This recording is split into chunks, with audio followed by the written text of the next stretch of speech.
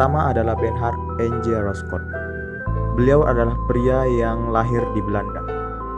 Beliau orang berpengaruh dalam pekabaran Injil di Maluku. Beliau adalah pejuang untuk sekolah pendidikan guru.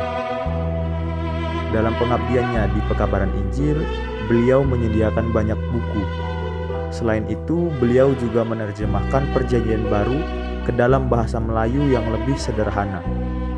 Beliau meninggal pada tahun 1873 di Ambon.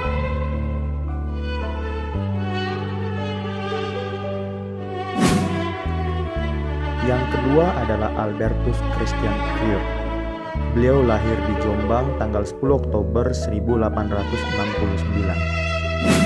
Beliau merupakan pelopor dari pekabaran Injil di Sulawesi, khususnya Sulawesi Tengah bersama N. Andriani. Dalam melakukan pekabaran Injilnya, beliau mendirikan sekolah dan juga rumah sakit. Beliau juga memelihara orang-orang Kristen pada zaman itu. Beliau meninggal pada tanggal 19 Januari 1949 di Den Haag, Belanda.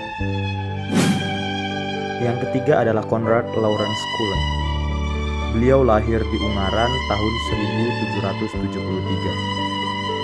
Beliau merupakan salah satu orang yang melakukan pekabaran Injil di Tanah Jawa, di Jawa Timur. Dalam melakukan pekabaran Injilnya, beliau sempat memimpin pusat penyiaran agama Kristen, yaitu Moro.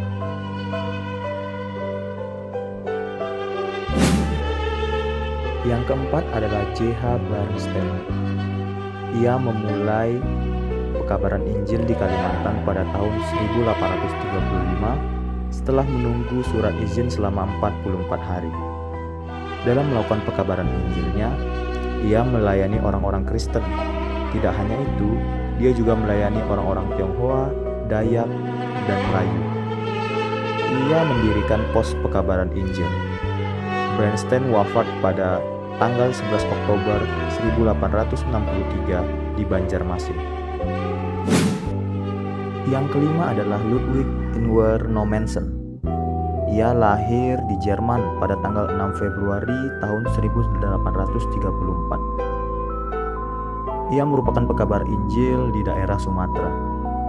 Dalam pekabaran Injilnya, ia membuka sekolah guru Pansurnapitu.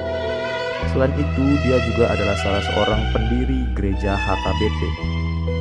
Nommensen meninggal pada tahun 1918 di Pulau Sumatera. Yang keenam adalah C.W. Otto. Dia memulai pekabaran Injil di Papua tahun 1855 bersama koleganya Geisler. Dalam pekabaran Injil tersebut, ia membangun rumah misi. Ia juga menciptakan buku nyanyian yang diterjemahkan dalam bahasa Numfor. Selain itu, Otto juga bisa dikatakan sebagai salah satu orang yang berpengaruh dalam berdirinya GKI Papua. Yang ketujuh adalah Johannes Ludwig Chrysostomus Abinenu.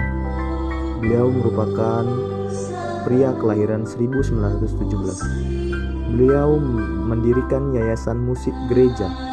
Selain itu, beliau juga ketua sinode Gemit pertama yang berasal dari Indonesia. Walaupun beliau muncul di akhir-akhir pekabaran Injil, namun tetap saja beberapa pemikiran beliau masih dapat kita gunakan hingga saat ini.